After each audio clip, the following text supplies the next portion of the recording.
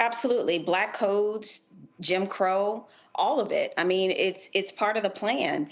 And Robert said a lot of interesting things, and some of the things that I wanted to pull some threads on. And I also want to make this point.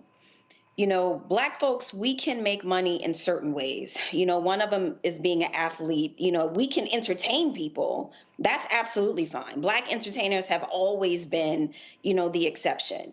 But, you go too far when there is a Black president, then you're going even too far, far, far when a Black woman, Southeast Asian woman, wants to run for president.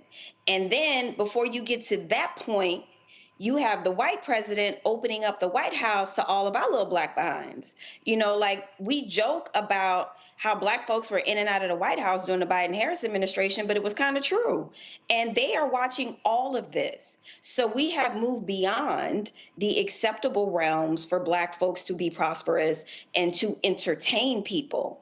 But when you were talking about real power, when you are talking about decision making, that's when it becomes problematic. And too much of that was happening. Black people were gaining too much, not just in the sectors where it's acceptable, but beyond those areas. And it wasn't just one or two.